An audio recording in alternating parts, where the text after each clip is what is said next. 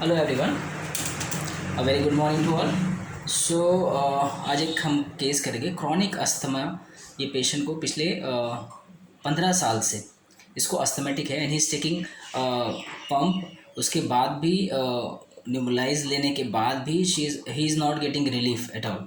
ठीक है, ये एक्चुअली मेरे डैड के क्लिनिक का ये पेशेंट है। ये बहुत सालों से आता है, मेडिसिन लेके चला जाता है, पंप भी लेता है, ठीक है, सब कुछ करता है, मतलब 10-15 साल से ही सफरिंग। तो एक दिन ये मेरे पास, मैं क्लिनिक में था संडे में, I was sitting in that clinic that time. तो ये मेरे पास आया एंड उसने बताया कि सर ऐसा ऐसा है, मैं सुना कि तुम होम्योपैथी देते हो। तो मैं बोला हाँ मैं देता हूँ। तो बोले कि मेरा इस अस्थमा का इलाज कर दो। तो मैंने बोला ठीक है। तो मैंने केस लिया एंड मैंने केस लेने के बाद उसे मेडिसिन दिया, 1 वीक का दिया एंड वो मेरे पास आया नहीं। ठीक है, उसके बाद 1 महीने के बाद उसका मुझे कॉल आया। तो उसने कॉल किया और बोला कि मैं चाचा बोल रहा हूँ। मैं बोला हाँ बोलिए।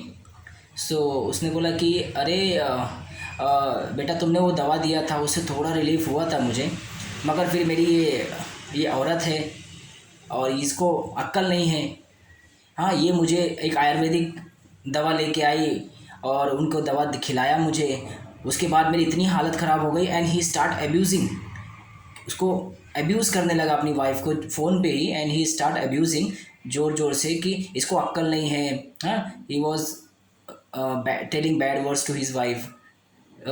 तो कंटिन्यूसली अब्यूज़ कर रहा है।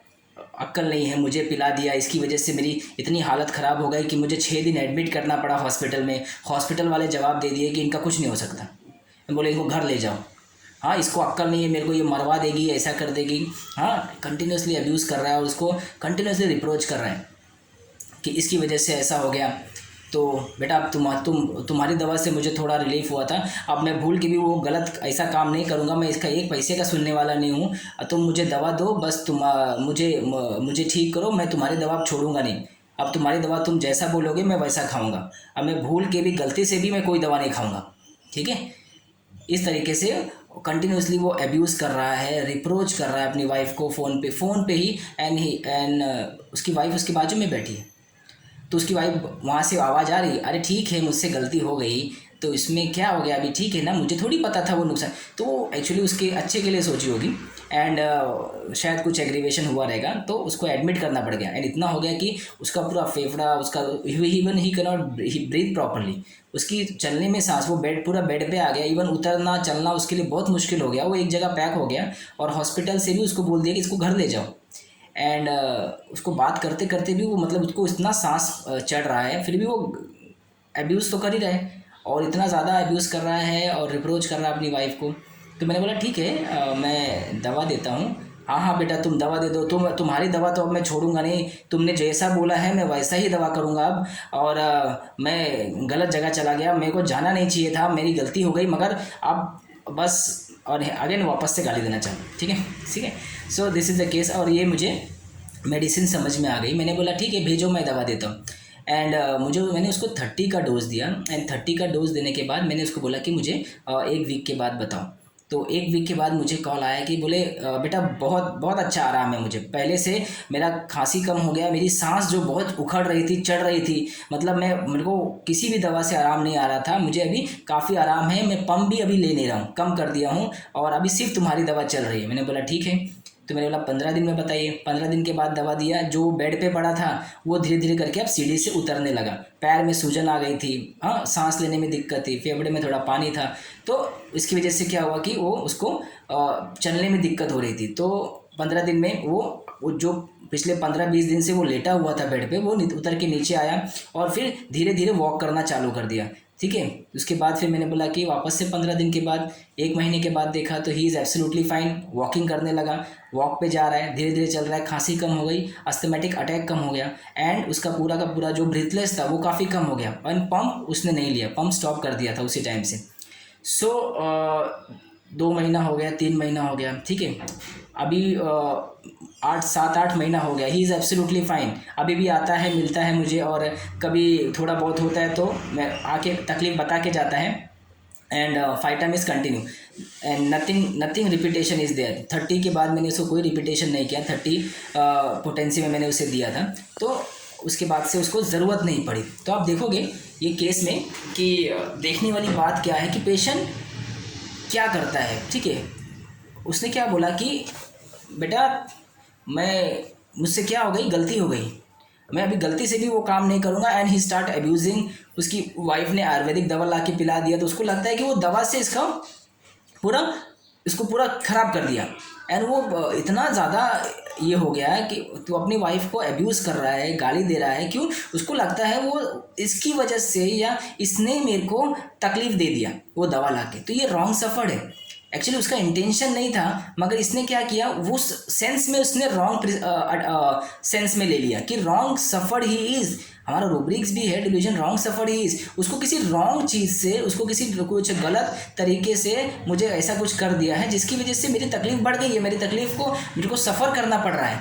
एंड ही उसको एडमिट करना पड़ गया 6 दिन 7 दिन। फिर उसके बाद भी डॉक्टर्स ने उसको जवाब दे दिया। तो delusion suffered he is wrong. ठीक है। और सेकेंड रूब्रिक है delusion wrong done he is.